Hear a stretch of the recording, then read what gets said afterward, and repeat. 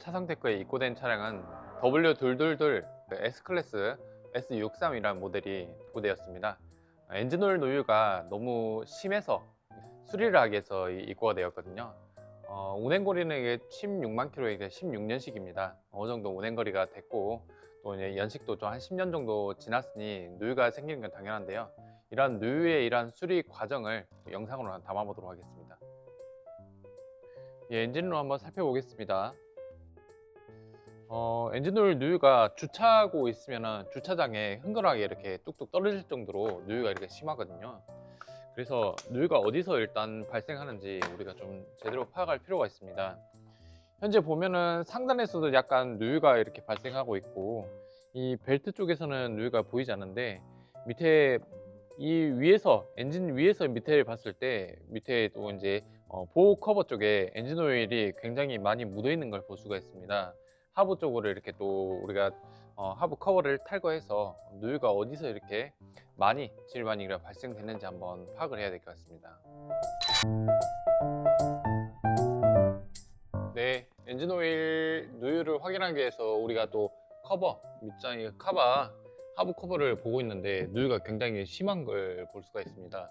전체적으로 누유가 이렇게 많이 이렇게 진행이 돼서 뒤로 이렇게 오일이 많이 들어갔거든요. 그리고 잠깐 이게 세워놨는데 또 오일이 이렇게 바닥에 떨어져 있습니다. 아파트 주차장에서도 이렇게 대놓으면은 하룻밤 사이에 오일이 많이 이렇게 떨어져 있다고 하니까 이 오일 누유가 좀 굉장히 좀 심하게 이렇게 진행되고 있는 것 같습니다. 일단 카바를 열어서 또 오일의 누유가 어디서 진행되는지 파악을 해봐야 되겠습니다.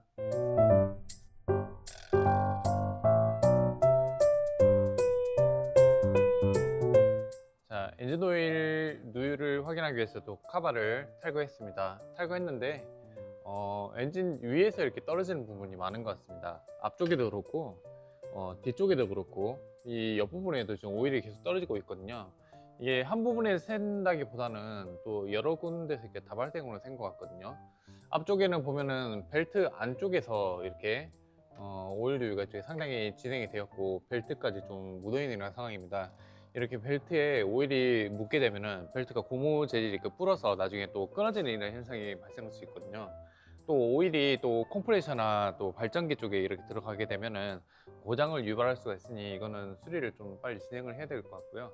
옆쪽에 보면은 디퍼런셜 기어 쪽에도 이렇게 오일 누유가 이거 좀 진행이 되고 있습니다. 그리고 또 이쪽에 진공 펌프 쪽에서도 오일이 누유가 진행되고 있고요. 그리고 로컴 커버 부분 전체적으로 이렇게 오일이 많이 이렇게 누유가 진행되고 있네요. 오일팬 가습기 쪽에서도 오일이 좀 진행이 되고 있습니다. 이게 하루 이틀로 이렇게 된 게 아니라 오일이 이렇게 누유가 됐는데도 계속해서 그냥 운행을 하다가 너무 이렇게 오일 누유가 심해지니까 수리를 또 의뢰를 하신 것 같습니다.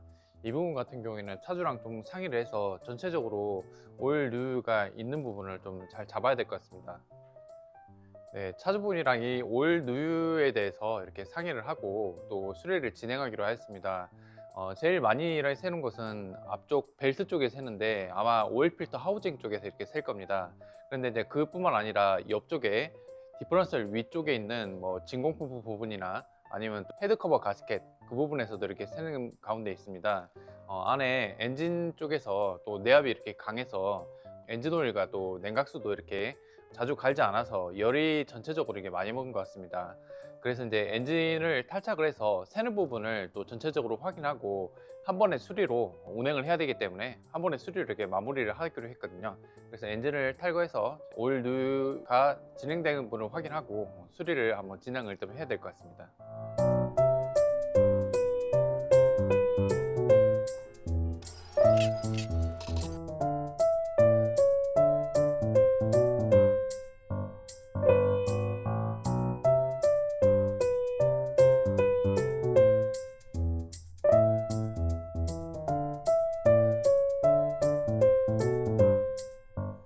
이렇게 살펴봤을 때 엔진 앞쪽과 뒤쪽, 옆쪽에서 이렇게 누유가 좀 발생되고 있습니다. 뭐 한 가지만 이렇게 누유가 발생이 아니라 또 오랜 시간 이렇게 장기간 누유가 이렇게 진행된 상태로 운행을 하다 보니까 여기저기서 터진 가운데 있습니다. 그래서 또 심한 부분만 이렇게 수리를 진행을 해야 될 것 같습니다. 이 자체가 열 많이 먹고 또 엔진 오일도 계속해서 이제 보충하고 이렇게 다셨거든요. 그러다 보니까 안에 이제 엔진이 열이 많이 먹어서 누유가 조금 진행이 되었던 것 같습니다. 일단은 비용이 너무 커지는 이러한 부분, 그러니까 심하지 않은 부분은 일단은 이렇게 또 넘어가고 세척해서 이렇게 쓰도록 하고요. 오일이 이렇게 뚝뚝 떨어지는 이러한 부분에 이러한 가습기 부분을 또 이렇게 교환을 하고, 또 이제 이 오일 누유가 또 심해졌던 이러한 에어컨 컴프레셔와 발전기 부분을 탈거를 하여서 판단해서 교환과 아니면 세척에 쓸지를 한번 결정을 해야 될 것 같습니다.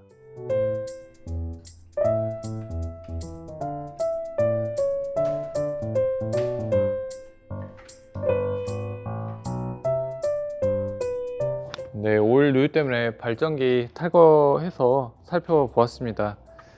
발전기 이 내부로 오일 많이 들어간 거 이렇게 확인이 되고요. 제가 손으로 이렇게 베어링을 돌려보는데 약간 유격이 있는 것 같습니다. 발전기 자체는 문제는 없는 것 같은데 좀 유격이 좀 발생을 해서 문제가 될 소지가 있어서 이 발전기 약간 베어링 부분을 좀 수리를 해서 이렇게 올리는 게 좋을 것 같습니다. 재생업체에 발전기에 이렇게 맡겨서 베어링과 안에 있는 오토풀리 교환을 마무리하였습니다. 또 이렇게 교환을 해야 고장이 또 발생하면 안 되니까요. 좀 마음이 더 놓일 것 같습니다.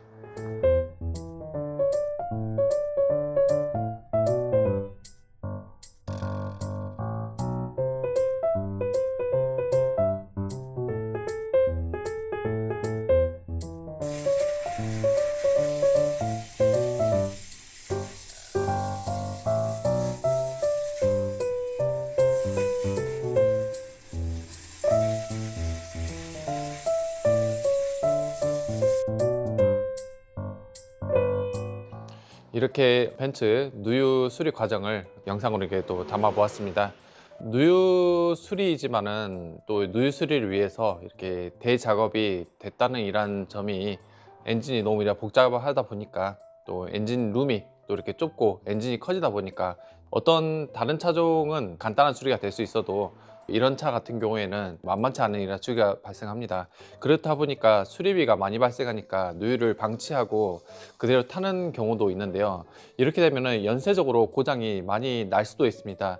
이 오일이 위에서부터 밑으로 떨어지니 밑에 있는 뭐 에어컨 컴프레셔라든지 아니면은 또 발전기라든지 아니면 벨트 부분에 이렇게 묻게 되면은 벨트가 터지는 등 발전기가 고장나는 등 이렇게 또 연쇄적으로 더 큰 고장이 발생할 수 있으니 이런 누유는 또 이제 사전에 발견한다면은 바로 수리를 해야 되는 게 맞고요.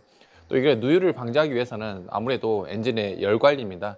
이런 열 관리를 좀 잘해줘야 됩니다. 열 관리를 잘해주는 게 또 운전 습관도 중요하지만은 엔진 오일 관리, 냉각수 관리 항상 이야기하지만은 평소에 이렇게 관리를 하는 것이 이런 큰 지출을 막는 길이라고 이렇게 볼 수가 있겠습니다. 이런 영상을 또 이렇게 참고하시고요. 커다란 이렇게 지출이 없이 안전운행 하시는 여러분이 되었으면 좋겠습니다. 네, 이상으로 이렇게 영상을 마치도록 하겠습니다. 감사합니다.